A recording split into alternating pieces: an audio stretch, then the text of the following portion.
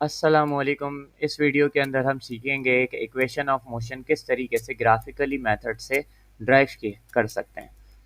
तो equation of motion आप समझते हैं कि रिलेशनशिप होता है किसके दरमियान, initial velocity, final velocity, acceleration, displacement और टाइम के। जिससे हमारे पास फर्स्ट इक्वेशन ऑफ मोशन आती है जिसे V F equal to V I plus A T कहते हैं। यहाँ पर वी को वी एफ से डिनोट कर रहे हैं और यू को वी आई से डिनोट कर रहे हैं। सेकेंड इक्वेशन ऑफ मोशन होती है S equal to V I T plus half A T square and third equation होती है two A S is equal to V F square minus V I square. तो सबसे पहले equations को drive करने से पहले कुछ बेसिक चीज़ें हैं उसको सीखते हैं। उसके बाद first equation of motion, then third, then second and third equation को ड्राइव करेंगे। अगर हम कोई ग्राफ बनाते हैं, यहाँ पर इसके दो एक्सेस हैं। अब दो एक्सेस में यहाँ पर मैं एक क्वांटिटी रख रहा हूँ वेलोसिटी और यहाँ रख रहा हूँ टाइम। और वेलोसिटी टाइम ग्राफ का हम स्लोप बना रहे हैं,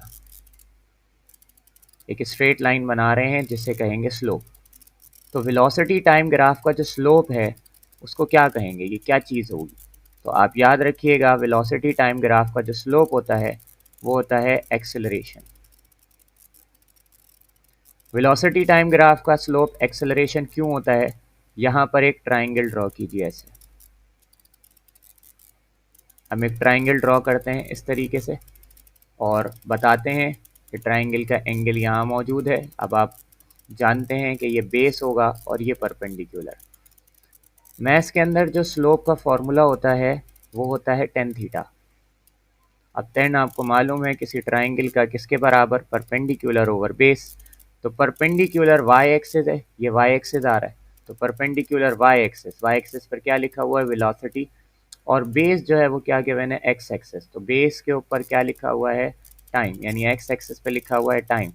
तो अब आप जानते हैं कि जब वेलोसिटी को टाइम से डिवाइड करते हैं तो हमारे पास क्या चीज़ आती है, हमारे पास आता है एक्सेलरेशन। तो याद रखिएगा कि जो वेलोसिटी टाइम ग्राफ का स्लोप बनेगा वो हमेशा क्या बनेगा, वो बनेगा एक्सेलरेशन। इस बात को ध्यान रखते हुए हम आगे बढ़ते हैं।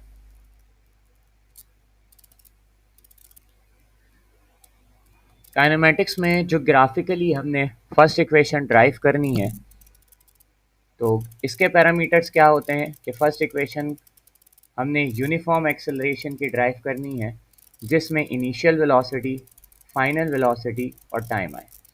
अब यहाँ पर एक ग्राफ बनता हुआ आपको नज़र आ रहा है जिसमें देखिए एक सबसे पहले एक ये एक्सिस गिवन है वाई एक्सिस और ये एक्सिस गिवन है एक्स एक्सिस। एक्स एक्सिस पर टाइम रखा गया है और वाई एक्सिस पर वेलोसिटी रखी गई है। अब वाई एक्सिस पर ये वेलोसिटी है, हमारा ये ग्राफ स्टार्ट होगा यहाँ से ए पॉइंट से। अब ज़रा समझिएगा गौर से कि ए पॉइंट पर हमारा ग्राफ स्टार्ट हो रहा है और ए पॉइंट से बी पॉइंट तक हम आगे की तरफ ट्रैवल करते हुए जा रहे हैं। जैसे आपको ये स्ट्रेट लाइन नज़र आ रही है, हम पहुंच गए बी पॉइंट तक। जब ए पॉइंट पर थे तो हमारी इनिशियल वेलोसिटी यू थी और जब हम बी पॉइंट पर पहुंच गए तो हमारी फाइनल वेलोसिटी क्या हो गई, वी। सो बेसिकली ये हमारी इनिशियल वेलोसिटी है और ये हमारी फाइनल वेलोसिटी है। जैसे कि पैरामीटर्स यहाँ पर मेंशन कर दिए हैं कि ए से लेकर ओ तक का जो ये डिस्टेंस आपको नज़र आ रहा है ये रेफ़र करेगा इनिशियल वेलोसिटी। अब ये डी सी क्या है, इसके बिल्कुल पैरेलल एक लाइन ड्रॉ करी है ताकि यहाँ पर एक पॉइंट मिल जाए डी। इससे हमें बहुत सारी चीज़ें सीखने को मिलेंगी ये डी पॉइंट से। और ये बी पॉइंट जहाँ पर प्रोजेक्ट हो रहा है ये पॉइंट आपके पास है सी। ठीक, अगर मैं इसको शॉर्ट में आपको बनाकर दिखाऊं तो किस तरीके से बनेगा, यानी यहाँ पर मैंने एक्स एक्सिस लिया, यहाँ वाई एक्सिस लिया, तो मैंने अपना ग्राफ स्टार्ट किया ए पॉइंट से और ये पॉइंट मेरे पास क्या कहलाता है, ओरिजिन। तो ए से लेके ओ तक मेरे पास कौन सी वेलोसिटी, इनिशियल वेलोसिटी। अब मैं ए से मूव करता हुआ गया इस पॉइंट तक, ये पॉइंट है बी। मैंने यहाँ पर एक प्रोजेक्टर एक प्रोजेक्शन ड्रॉ किया जो एक्स एक्सिस पर यहाँ पर आकर ड्रॉ हुआ, इस पॉइंट को नाम दिया सी का। अब ए के लेवल में मैंने एक लाइन ड्रॉ करी ऐसे, जिससे मुझे एक पॉइंट मिला, पॉइंट डी।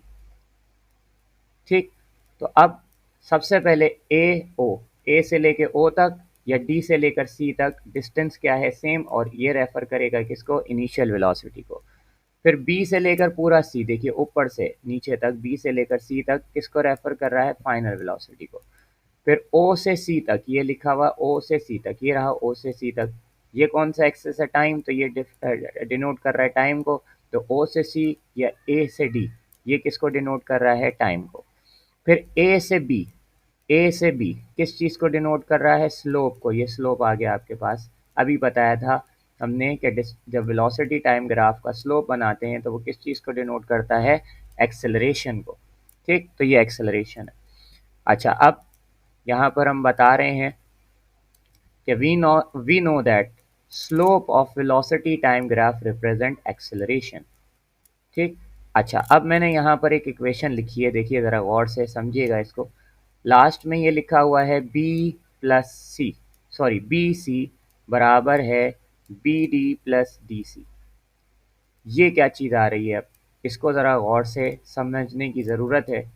बी से लेकर सी तक, ये बी से लेकर सी तक, हम कहेंगे बी से लेकर सी तक का डिस्टेंस बराबर होगा किसके, अगर मैं बी डी लिखूं, बी डी, और इसको प्लस करवा दूं किसके साथ, डी सी के साथ। ठीक है ना, इसको प्लस करवा दूं डी सी के साथ। यानी कि अगर मैं बोलूं ये डिस्टेंस मेरे पास 2 मीटर का है, ये मेरे पास डिस्टेंस 3 मीटर का है, तो टोटल डिस्टेंस मेरे पास कितना हो जाएगा, 5 का। ठीक है ना, 5 मीटर का।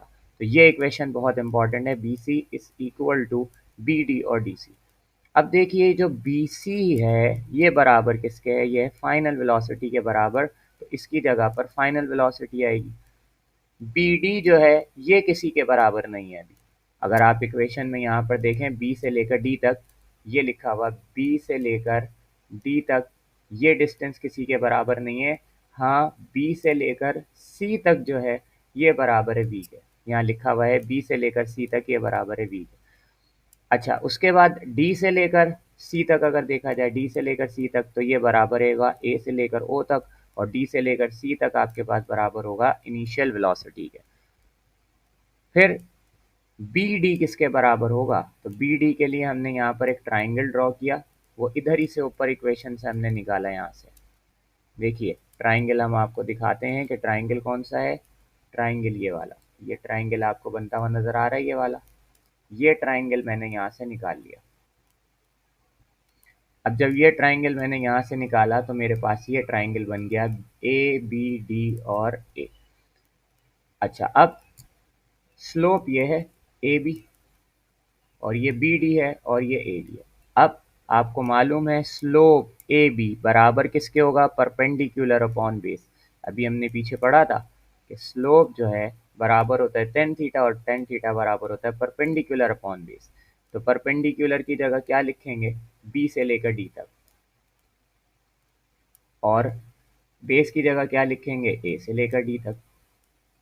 ठीक, और स्लोप जो है वो क्या है, वो स्लोप ये है ए से लेकर बी तक, तो इसकी जगह ए से लेकर बी तक आ गया, ये बी डी लिख दिया अपॉन ए डी। अब बी डी की वैल्यू निकालनी थी, तो ए डी मल्टीप्लाई, इधर डिवाइड हो रहा है, इधर जाकर मल्टीप्लाई हो जाएगा, तो ये वैल्यू आ जाएगी।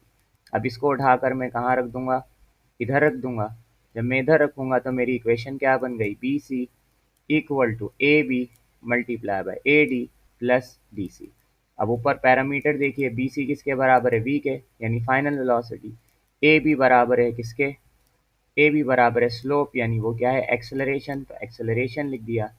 ए डी बराबर है किसके, ए डी यहाँ पर देखिए ए डी बराबर है टाइम के, तो इसकी जगह टाइम लिख दिया, प्लस डी सी बराबर किसके, डी सी बराबर है आपके पास इनिशियल वेलोसिटी के, तो यहाँ लिख दिया इनिशियल वेलोसिटी।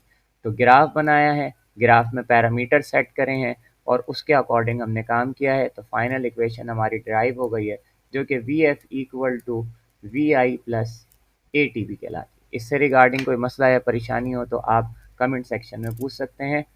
नेक्स्ट डेरिवेशन के लिए यानी नेक्स्ट इक्वेशन ऑफ मोशन के लिए नेक्स्ट वीडियो मौजूद है, तो वहाँ पर आप देख सकते हैं कि नेक्स्ट इक्वेशन ऑफ मोशन कैसे ड्राइव की जाएगी।